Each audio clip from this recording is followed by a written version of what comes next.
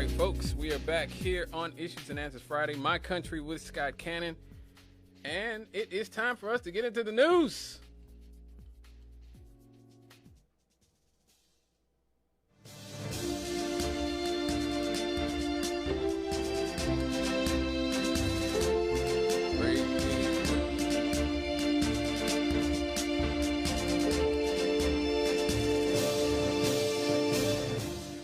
All right, the plea deal in Hunter Biden's criminal case unraveled during a court hearing on Wednesday after a federal judge raised concerns about the terms of the agreement that has infuriated Republicans who believe the president's son is getting preferential treatment. Hunter Biden was charged last month with 2 misdemeanor crimes of failure to pay more than $100,000 in taxes from over $1.5 million in income in both 2017 and 2018, and had been expected to plead guilty after he made an agreement with the prosecutors who were planning to recommend 2 years of probation. That's it. Prosecutors said Wednesday Hunter Biden remains under active investigation but would not reveal details. U.S. District Court Judge Mary Ellen Noriega, who was appointed by Donald Trump, raised multiple concerns about the specifics of the deal and her role in the proceedings. The plan also included an agreement on a separate gun charge. Now, Biden has been accused of possession of firearms in 2018 as a drug user. As long as he adhered to the terms of his agreement, the gun case would be wiped from his record. Wow. Otherwise, the felony charge carries 10 long years in prison. The overlapping agreements created confusion for the judge, who said lawyers needed to untangle technical issues, including over the role in enforcing the gun agreement before moving forward.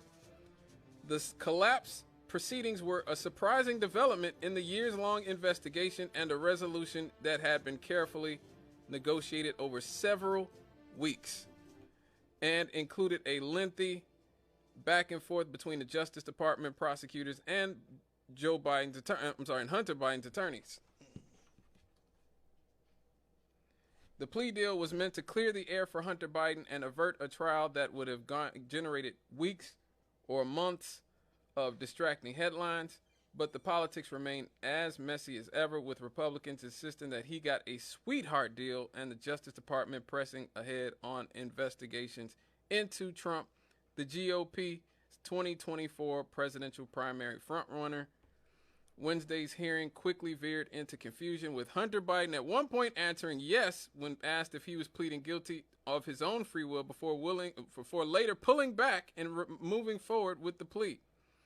The judge says she was concerned about a provision in agreement on the gun charge that said she would have created a role for her where she would determine if he violated the terms. She argues such a role doesn't exist for judges. It's not really discretionary.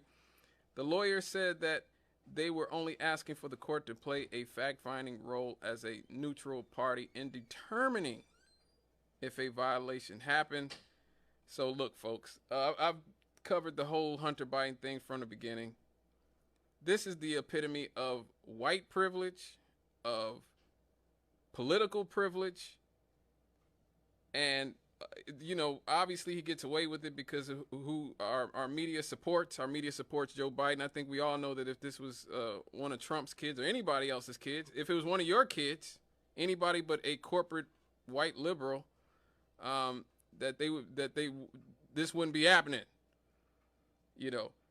So Hunter Biden, he showed up to court thinking that he was getting something totally different. He thought he was going to skate like he always does, as the rich scion of a connected political family. Now, in the minds of his team, they believed that they were not only going to plead guilty to this sweetheart deal that would essentially amount to a slap on the wrist, they thought they were going to receive immunity from all future charges. Think about that. They thought they were going to receive immunity from all future charges, specifically related to foreign countries. What does a gun charge and tax charges have to do with foreign corruption? Like, why would he think that he could do all that stuff in other countries while at the same time receiving immunity? Well, I tell you why. Again, it is white privilege. It is political privilege. The Department of Justice was like, cool it, brother. I think that's not really what we're trying to do here, is give you carte blanche to get out of all of this. This is just about that stuff. But anyway. And so the Biden people are saying, you want me to accept this plea agreement? Now, that gives me immunity for all the stuff I've done in foreign countries. And does this preclude you from bringing FARA charges? That's the foreign agent charges that, you know, they got, I believe it was, I don't want to say Anna Chapman, but one of the Russian women with, when they deported her because they said she was an unregistered agent of a foreign government. And so Hunter Biden thought he was going to skip those FARA charges, and the government said, no, we can still bring those charges. Like, this has nothing to do with any of that other stuff. So at that point, Chris Clark, who was the defense for Hunter Biden, said, no, we don't have a deal. We're not agreeing to this. So that's why it actually fell apart. Now, here's the thing. The Department of Justice, which is led by Merrick Garland, the Attorney General that Joe Biden nominated, Hunter Biden's father, and was confirmed by the Senate, they actually agreed to some of the some immunity in the future to some of the charges to get Hunter to plead guilty on tax charges, which would effectively absolve him of not having to serve any jail time. Now, again, imagine this is a foreign country, and you hear the president's son is essentially negotiating an immunity deal or a halfway immunity deal with the attorney general that his father helped get that position. In this case, Joe Biden nominated Merrick Garland. The Senate confirmed him in 2021. But, I mean, if this was happening in Mexico, we would go, oh, my God. This is just your typical Mexican corruption here.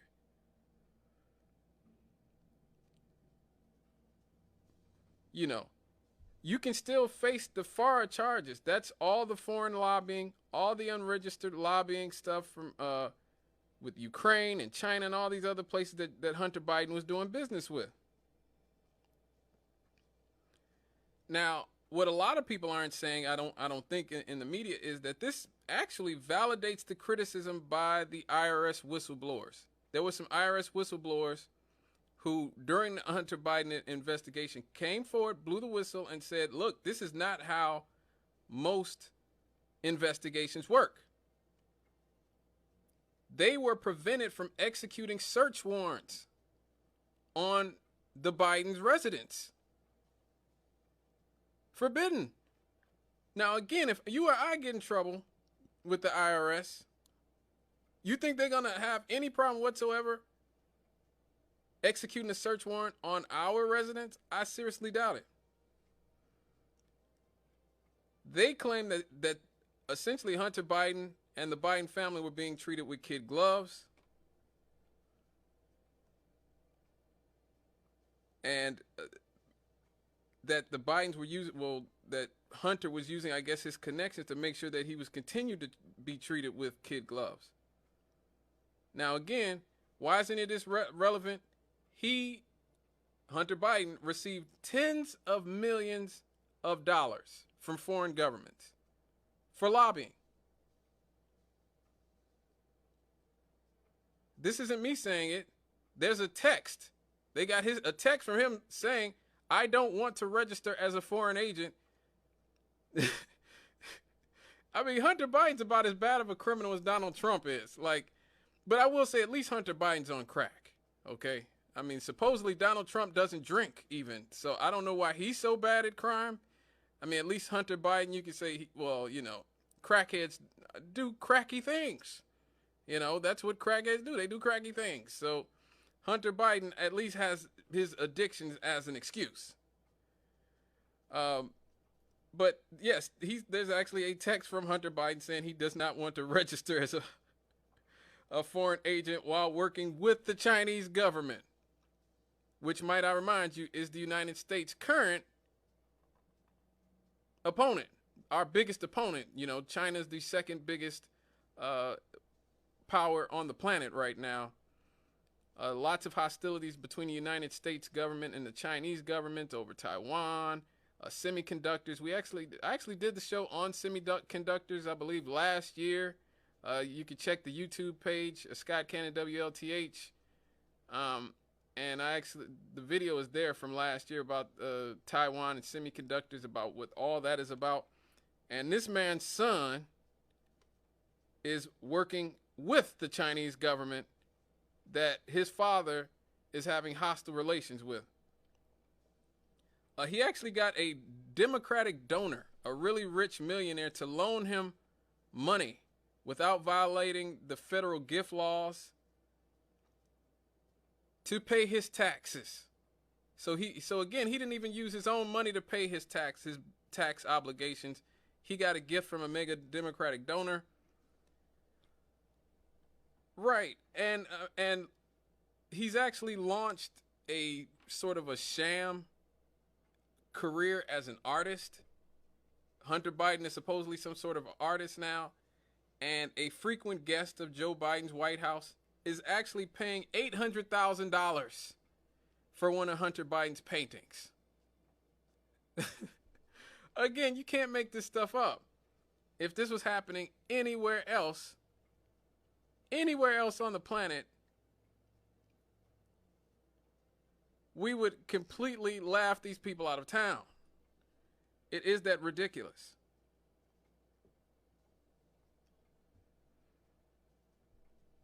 And of course, Hunter lives in a Malibu mansion. Again, this is a man who's been a drug addict his entire life, got kicked out of the Navy. How does he afford all this? We have no idea. But I know what a lot of you are thinking right now. A lot of you thinking, but it has nothing to do with his dad. His dad's the president. His dad's the president. Hunter's not the president. Wrong. Wrong. Because of Hunter's misadventures, now we know that Joe Biden has been caught lying about Hunter Biden's business deals. Because Hunter Biden's ex-business partner, Devin Archer, says that Hunter Biden put then Vice President Joe Biden on the phone with business associates, quote, at least 24 times. At least 24 times. Now, mind you, Joe Biden has always said he does not discuss business at all with his son, Hunter. We now know that is false. After dinner with the Burisma board at a very famous hotel in Dubai, the associates asked Hunter Biden, can you call your father? Hunter then calls his father, the Vice President of the United States at this point, puts him on the speakerphone at the table, and introduces these Ukrainians to Joe Biden as the names of the two associates they were actively with at the bar of Four Seasons in Dubai. So again,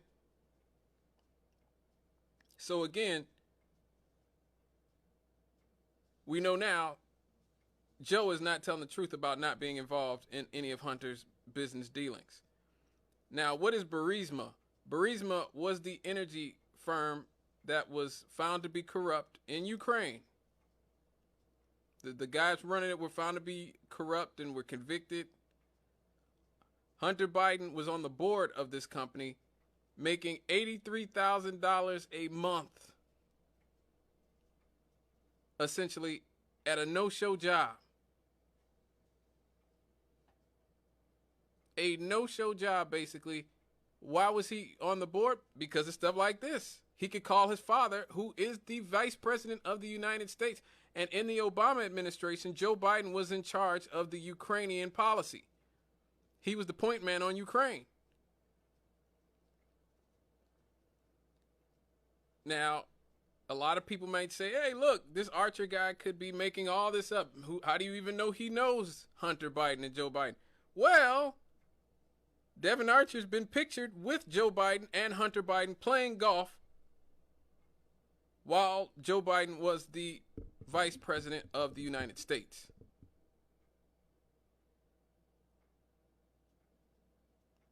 So again, the White House, they put Karine Jean-Pierre out there to basically lie to the public.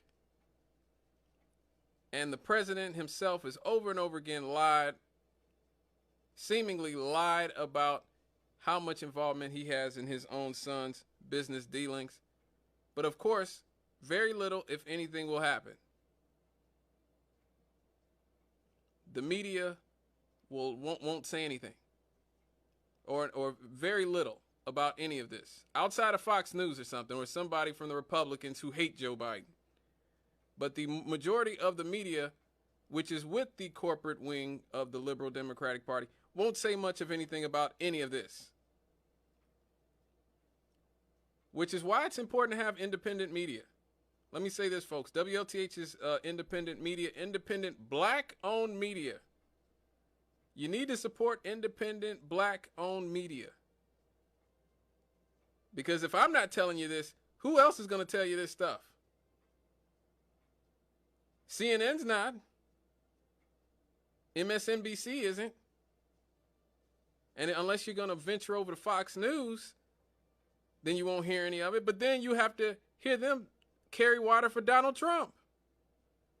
And for Ron DeSantis, who just said slavery was good for black people in some ways. They went from slavery wasn't that bad to slavery was good very quick. Oh, man. Oh, man. But yeah, so you really independent radio, probably this show, in all honesty, because I'm not dissing people on WLTH, but a lot of people on in this realm also carry water for the Democratic Party. I don't carry water for anybody. I don't vote for any of these people. Okay? I'm just being real with all of you. I don't support any of these people. That's why I have no problem telling the truth about any of them. They're all criminals. Donald Trump is a criminal. The Biden's a criminal. Don't look me in the eyes and tell me, well, our criminals are better than their criminals. No, I don't believe that. That's complete nonsense. Okay, that's how you end up with a third world sort of kleptocracy that you see all over Latin America and Africa and all these other places. And military dictatorships and stuff like that, because the public has essentially said, look, we got one corrupt guy over here, we got another corrupt guy over here, and hey, like, just throw your lot in whichever corrupt guy will do the favors for you. No, forget that. These people are, I mean, you could argue the last two administrations have been the most corrupt administrations in history.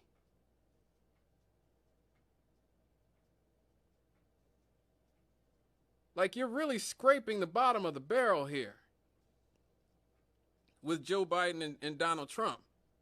You can't get any worse. Well, let me not say that, because I didn't think we could get worse than George W. Bush. Hey, I still argue Bush is probably the worst president we've had, but I don't know if he's as corrupt, overtly corrupt, as Trump is. He was corrupt. Don't get me wrong. Bush was corrupt. We all know the Clintons are corrupt. I think probably Obama was the least corrupt of the modern presidents that we've had. I think Obama, don't get me wrong, Obama let Wall Street pick his cabinets and you know, did the bidding of the military industrial complex, all the same. But the Obamas were much more concerned with being a part of the aristocracy than they were in terms of just out and out making a cash grab, I think, maybe. Like, I mean, you know, like I said, the type of Obama's corruption was sort of the just standard. We fill our cabinet with Wall Street people we do the bidding of the defense contractors, and then when we get out of office, we write books and become rich giving speeches. That's sort of old school. That's sort of the historic way to get rich. The Bidens and the Trumps are just straight up, hey, we're doing straight up business deals with oil companies and and corrupt bankers and gangsters and all these other people while we're in office. This is absolutely, it's sad. It's absolutely sad, but it is hilarious in its sadness. It really is. But what do you guys think? Give me a call, 219-885-1371. That number again, 219-885-1371. When I get back, we're going to talk about the amount of young people having heart attacks. I wonder why. We'll be right back after these.